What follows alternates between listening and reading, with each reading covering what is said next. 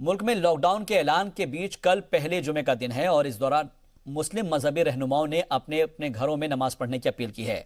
कई मजहबी किताबों का हवाला देते हुए कहा जा रहा है कि वबा जैसे हालात में घरों में नमाज पढ़ने की हिदायत दी गई है। इस दौरान कर्नाटक के बेलावी में कानून की खिलाफ वर्जी कर रहे लोगों के साथ सख्ती की गई है। लॉकडाउन के बावजूद भी बड़ी तादाद में मस्जिद पहुंचे लोगों को पुलिस ने सख्त अंदाज में दोबारा भीड़ नहीं लगाने की ताकीद की। वाज़ेह है कि कोरोना से इस वक्त इंसानियत को खतरा लाहक है। जमीयत उलेमाए हिंद और बरेलवी समेत तमाम मजहबी रहनुमाओं ने भी जुमे के दिन घरों में नमाज पढ़ने को कहा है, लेकिन बावजूद इसके लोग अभी भी मानने को तैयार नहीं हैं। इन तस्वीरों में आप देख सकते हैं कि लोग जब नमाज पढ़ने के लिए गए तो वहां पर देखा कि किस तरीके से लोग एक साथ इकट्ठा होकर नमाज पढ़ने पहुंच गए और फिर पुलिस को मजबूरन एक्शन लेना पड़ा है, क्योंकि काफ़ी तादाद में ये लोग नमाज पढ़ने पहुंचे थे। जमीयत के तमाम जो उलेमा हैं वो इस बात की हिदायत कर चुके हैं कि आप अपने घरों में रहिए, अपने घर में रहकर रहिए, आप नमाज पढ़िए, लेकिन उसका असर नहीं हो रहा है। तब जाकर पुलिस को भी अब एक्शन लेना पड़ रहा है। बेहतर यही है कि मस्जिदों के अंदर अपनी इज्तिमाइयत को कुछ दिन के लिए मुलतवी कर दें, लेकिन इसका ये मतलब नहीं है कि मस्जिदों को बंद कर दिया जाए।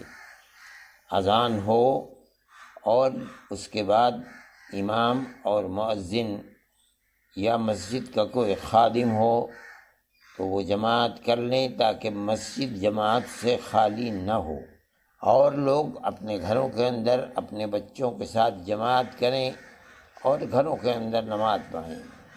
ये हुक्म पांचों नमाज़ों का भी है और यही हुक्म जुमे के दिन का भी होगा। ऐसे वक्त में और ऐसी मुसीबत में और ऐसी बीमारी की हालत में जो वबाई बीमारी की शक्ल इख्तियार कर चुकी है, बचना लाजिम और ज़रूरी है और उसके लिए सफाई सुथराई का ख्याल रखना बहुत ज़्यादा ज़रूरी है, जो इस्लाम में पसंदीदा है। तमाम अहले वतन को और ख़ास तौर से मैं अपने मुसलमान भाइयों से अपील और गुजारिश करना चाहूँगा कि जब दूरी बनाए रखना है और सोशल डिस्टेंस चाहिए, तो अब हमारी नमाज़ों का क्या होगा, हमारे जुमों का क्या होगा। तो उसके लिए हिंदुस्तान के तमाम उलमा इकराम, मुफ्तियान इज़ाम ने हमारे मरकज़ अहले सुन्नत बरेली शरीफ से भी और तमाम जितने भी मकातिब फ़िक्र हिंदुस्तान में तकरीबन सबकी तरफ से ये पैगामात आ चुके हैं कि कहीं भी गैदरिंग न की जाए, ज़्यादा तादाद में लोग जमा ना हो, हत्ता कि पंजवक्ता नमाजें भी लोग अपने अपने घरों पर अदा करें।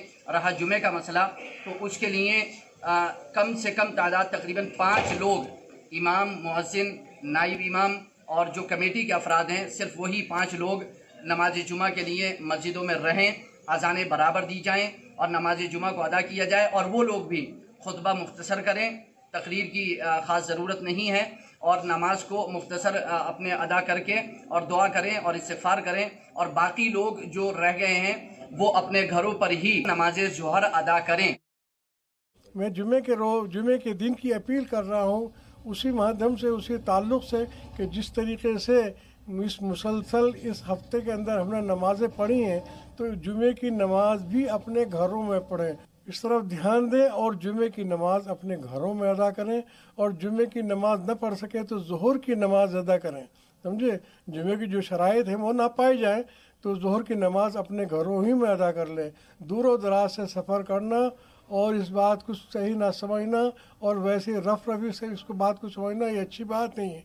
चूँकि इतना बड़ा मजमा और इतनी बड़ी मतलब कि ज़रूरत, और पुलिस का घूमना और पुलिस का चलना और पुलिस का ड्यूटी देना, ये कोई मामूली बात नहीं है। ये पुलिस भी चूँकि हमारे ही फ़ायदे में है, हमें वो चाह रही है कि हम लोग अंदर रहें, बाहर ना निकलें, समझे, वरना हो सकता था उनकी ड्यूटी बैठने की हो जाए, लेकिन चलत फिरत इसीलिए है ताकि लोग और अवामुन्नास और जो इंसान हैं वो बाहर ना निकलें, ताकि इस मर्ज़ का कहीं फैलावा ना हो जाए।